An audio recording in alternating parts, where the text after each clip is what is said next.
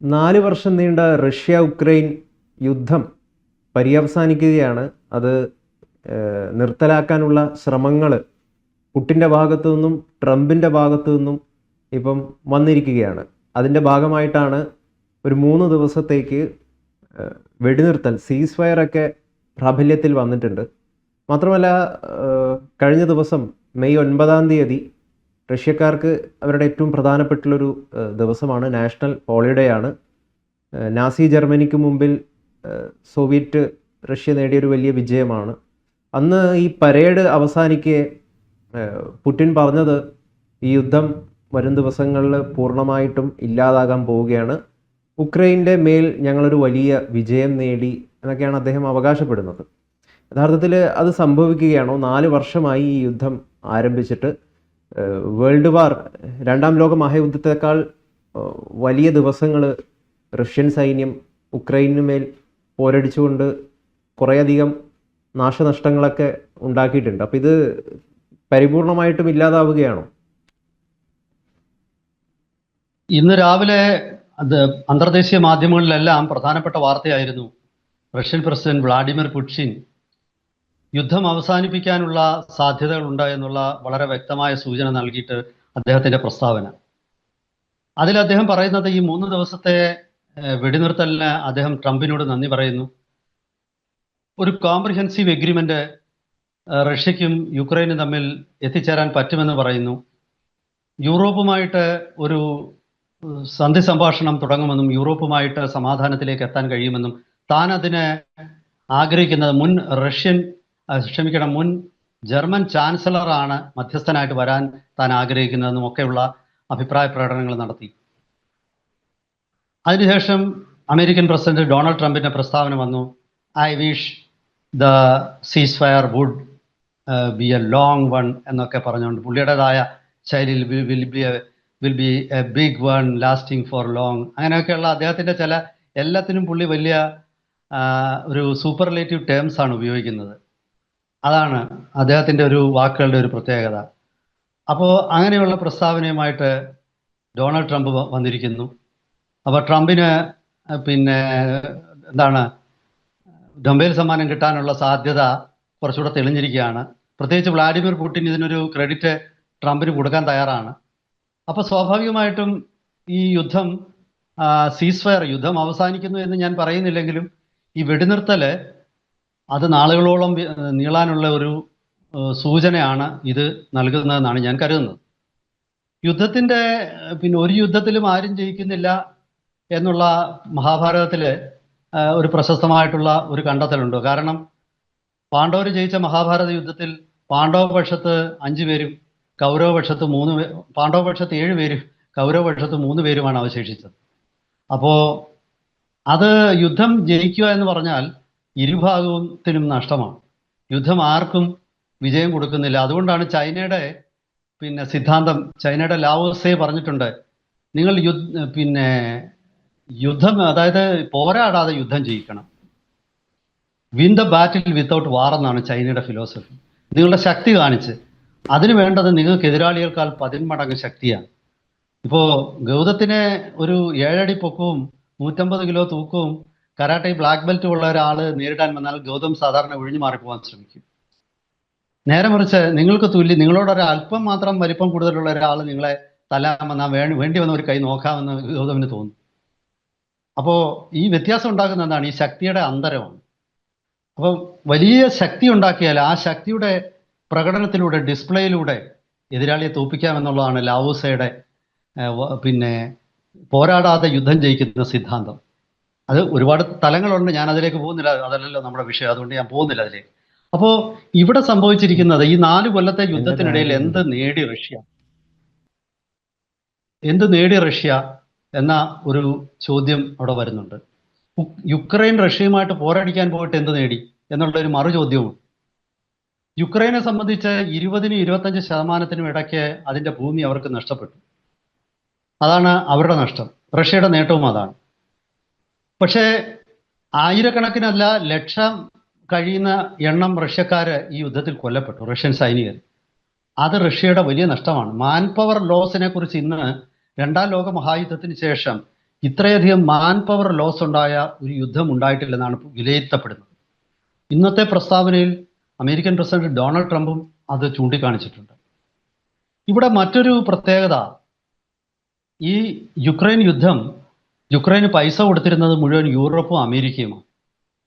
ഇപ്പോൾ ട്രംപിനെ സംബന്ധിച്ചിടത്തോളം ട്രംപിന് ഇനി യുക്രൈന് വേണ്ടി ചെലവഴിക്കാൻ പണമില്ല എന്നുള്ളത് നേരത്തെ തന്നെ ട്രംപ് പറഞ്ഞിരുന്നു.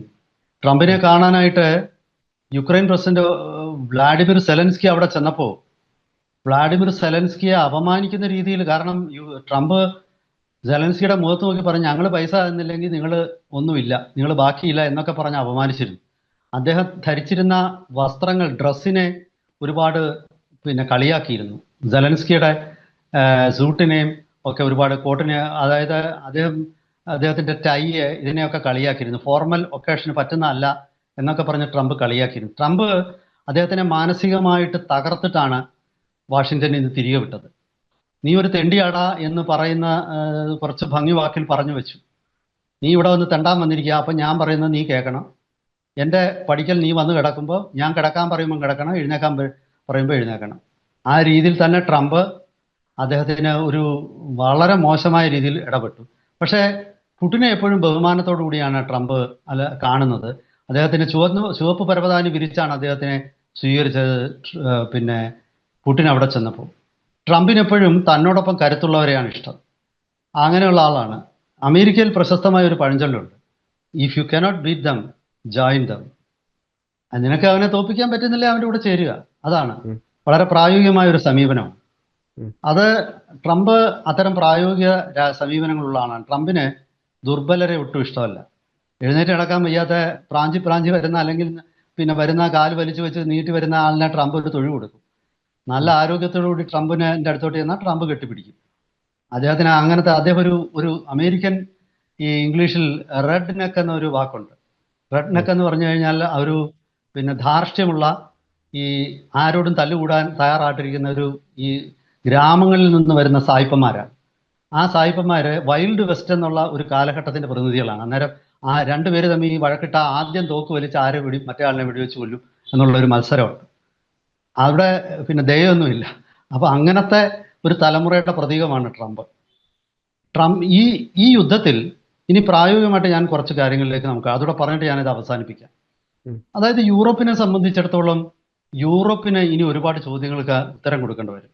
ഈ നാറ്റോ സഖ്യം ഏതാണ്ട് തകരുന്ന മട്ടിലെത്തിയിരിക്കുകയാണ്. അമേരിക്കയെ സംബന്ധിച്ച് നാറ്റോയിൽ അമേരിക്കയ്ക്ക് വലിയ താല്പര്യമില്ല. ഇറാൻ യുദ്ധത്തിൽ അമേരിക്കയെ സഹായിക്കാൻ നാറ്റോ എത്തിയില്ല. ഇത് ട്രംപിനെ വല്ലാതെ അലോസരപ്പെടുത്തുന്നുണ്ട്. ട്രംപ് അത് പരസ്യമായിട്ട് പറയുകയും ചെയ്തു. നാറ്റോയ്ക്കുള്ള സഹായങ്ങൾ അമേരിക്ക വെട്ടിക്കുറയ്ക്കാൻ പോവുകയാണ്. നാറ്റോ സഖ്യം തന്നെ ഇല്ലാതാവാം. ഈ നാറ്റോയുടെ മെമ്പറാക്കി യുക്രൈനെ മാറ്റുക എന്നതായിരുന്നു ഇവർ തമ്മിൽ റഷ്യക്കുണ്ടായ നീരസത്തിന്റെ ഏറ്റവും വലിയ കാരണം.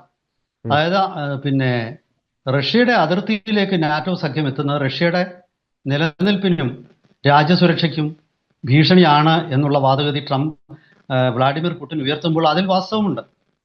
അപ്പോൾ അത് മാത്രവുമല്ല, നാറ്റോയുടെ അംഗരാജ്യമാകാൻ യുക്രൈനെ അനുവദിച്ചാൽ മറ്റു റഷ്യയുടെ അതിർത്തി രാജ്യങ്ങളായ പലരും നാറ്റോയിൽ ചേരാൻ തയ്യാറാവും. ഇത് റഷ്യയെ സംബന്ധിച്ചിടത്തോളം റഷ്യയുടെ ദേശ സുരക്ഷയ്ക്ക് വൻ ഭീഷണിയാണ്. ഇവിടെ ഈ നാറ്റോയിൽ അംഗമാകാൻ വേണ്ടി ഇത്രയധികം നഷ്ടങ്ങൾ സഹിക്കേണ്ടി വേണ്ട കാരണം ഉണ്ടായിരുന്നു എന്നൊരു ചോദ്യം വ്ളാഡിമിർ സെലൻസ്കിയുടെ നേരെയും ചോദിക്കും.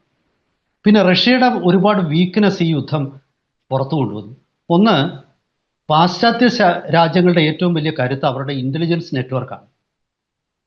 ഇപ്പൊ അമേരിക്ക ഇറാനിൽ വന്നിട്ട് ഒരു പരമ്പരാഗത യുദ്ധത്തിന്റെ നിലവാരം അനുസരിച്ച് നോക്കിയാൽ അമേരിക്ക തോറ്റു തുന്നം പാടിയിരിക്കുകയാണ്. അമേരിക്കയ്ക്ക് ഇറാന്റെ ഒരു തുണ്ട് ഭൂമിയിൽ പോലും കാലെടുത്ത് വെക്കാൻ പോലും പറ്റിയിട്ടില്ല. അത് വെച്ച് നോക്കുവാണെങ്കിൽ റഷ്യ യുക്രൈൻ്റെ 20% ഭൂമി പിടിച്ചെടുത്തത് റഷ്യയുടെ ഒരു നേട്ടമാണ്. പക്ഷേ അങ്ങനെയാണെങ്കിലും അമേരിക്കയ്ക്ക് ഇസ്രായേലിന് ഒരു വലിയ വിജയമുണ്ട്. എന്താണ് ആ വിജയം? ഇറാന്റെ എല്ലാ മുൻനിര നേതാക്കന്മാരെയും അയത്തുള്ള അലി ഖമനേയും അതിന് വധിച്ചു. എല്ലാ പട്ടാള മേധാവികളെയും കൊന്നു. ഏറ്റവും ഒടുവിൽ ലാരി ജാനിയെ പോലും കൊന്നു. അങ്ങനെ ഇറാന്റെ ഏറ്റവും ശക്തമായ സൈനിക വിഭാഗമായ IRGCയുടെ തലവനെ കൊന്നു. ഇസ്ലാമിക് റവല്യൂഷണറി ഗാർഡ് കോറിന്റെ തലവനെ കൊന്നു. അതിനു മുമ്പ് ഇറാന്റെ ഇറാന് പുറത്തേക്ക് ആക്രമിക്കാനുള്ള ഇറാൻ സൈന്യത്തിന്റെ വിഭാഗമായ ഖുഡ്സ് ഫോഴ്സിന്റെ തലവനെ കൊന്നു. ഇതെല്ലാം സാധിച്ചെടുത്തത് എങ്ങനെയാണ്? ഇതൊന്നും പൂർണ്ണമായിട്ടും ടെഹ്റാൻ പിടിച്ചെടുത്തിട്ടല്ല ചെയ്തത്. ഇന്റലിജൻസ് നെറ്റ്വർക്കിലൂടെ കൃത്യമായ രഹസ്യ ആയുധങ്ങൾ ഉപയോഗിച്ചും സ്ഫോടനങ്ങൾ നടത്തിയും എതിരാളിയെ കൊല്ലുന്ന, നേതൃത്വ നിരയെ നശിപ്പിക്കുന്ന ആ തന്ത്രത്തിൽ അമേരിക്ക വിജയിച്ചിട്ടുണ്ട്. പക്ഷെ ആ തന്ത്രം റഷ്യക്ക് ഇതുവരെ സ്വായത്തമാക്കാൻ പറ്റിയിട്ടില്ല. കാരണം റഷ്യ ഈ ആക്രമണം, അതായത് പിന്നെ യുക്രൈൻ ആക്രമിക്കുന്ന സമയത്ത് കീവ് ആക്രമിച്ച് വ്ളാഡിമിർ സെലൻസ്കിയെ കൊന്ന് അവിടെ ഒരു പുതിയ റഷ്യ അനുകൂല ഭരണാധികാരിയെ സ്ഥാപിക്കുക എന്നതായിരുന്നു റഷ്യയുടെ ലക്ഷ്യം. അതിൽ റഷ്യ പരാജയപ്പെട്ടു. റഷ്യക്ക് കീവിൽ അവരുടെ പട്ടാളത്തെ ഇറക്കാൻ കഴിഞ്ഞില്ല. റഷ്യക്ക് രണ്ട് പ്രശ്നം ഉണ്ടാകുന്നു: ലോജിസ്റ്റിക്സ് സംബന്ധിച്ചിട്ടുള്ള പ്രശ്നം, അതുപോലെ എയർ സുപ്പീരിയോറിറ്റി. ഇത് രണ്ടും അച്ചീവ് ചെയ്യാൻ പറ്റിയിട്ടില്ല. അത് റഷ്യയുടെ ഒരു പരാജയമാണ്. അതുപോലെ തന്നെ റഷ്യയുടെ ഇന്റലിജൻസ് നെറ്റ്വർക്കാണ് റഷ്യയുടെ അക്കിലസ് ഹീൽ എന്ന് ഇംഗ്ലീഷിൽ പറയുന്ന ഏറ്റവും ദുർബലമായ ഒരു ഭാഗം. റഷ്യൻ സൈന്യത്തിന്റെ അതേസമയം ഒരു പരമ്പരാഗത യുദ്ധത്തിൽ ഇന്നും റഷ്യൻ സൈന്യത്തിന് ബൂട്ട്സ് ഓൺ ഗ്രൗണ്ട് എന്ന് പറയുന്ന ആ ഒരു പരമ്പരാഗത യുദ്ധത്തിൽ റഷ്യൻ സൈന്യത്തിന് ഇന്നും കുറേയൊക്കെ മികവുണ്ട്. അതുകൊണ്ടാണ് 20% 20% യുക്രൈൻ്റെ അത്രയും ഭൂമി പിടിച്ചെടുക്കാൻ പറ്റി. അമേരിക്കൻ സൈന്യത്തിനായിരുന്നെങ്കിൽ അത് പറ്റില്ല. അമേരിക്കൻ സൈന്യത്തിന് ഇത്രയധികം ആൾനാശം ഉണ്ടായ അമേരിക്കൻ സൈന്യം പിന്നെ മൊത്തം പിരിച്ചുവിടേണ്ടത്. അപ്പോൾ റഷ്യക്ക് പരമ്പരാഗത അവരുടെ ബലങ്ങൾ, ശക്തി ചില ഭാഗത്ത് ഇപ്പോഴും ഉണ്ട്. പക്ഷേ അതേസമയം മറ്റൊരു രാജ്യത്തെ കയറി ആക്രമിച്ച് അവിടെ ഒരു ഭരണമാറ്റം നടത്താനുള്ള അമേരിക്കയുടെ തന്ത്രമോ വാർ ഡോക്ട്രൈൻസിലും ഇന്റലിജൻസിലും റഷ്യ പിറകിലാണ്. അതുപോലെ തന്നെ റഷ്യയുടെ ലോജിസ്റ്റിക്സ്, എയർ സുപ്പീരിയോറിറ്റി ഇതൊക്കെ തന്നെ മെച്ചപ്പെടുത്തേണ്ടിയുണ്ട്. അപ്പോൾ ഇങ്ങനെ ഒരുപാട് വിലയേറിയ പാഠങ്ങൾ റഷ്യയും പഠിച്ചിട്ടുണ്ട്. ഈ യുദ്ധം അവസാനിച്ചെങ്കിലും വ്ളാഡിമിർ പുടിൻ അടങ്ങിയിരിക്കുമെന്ന് എനിക്ക് തോന്നുന്നില്ല. പുടിൻ ഒരു പോരാളിയാണ്. അദ്ദേഹം റഷ്യയുടെ വീക്ക്നെസ്സുകളെ മുഴുവൻ പരിഹരിച്ച് അത് പുതിയൊരു റഷ്യ ഇതിൽ നിന്ന് രൂപം കൊള്ളും.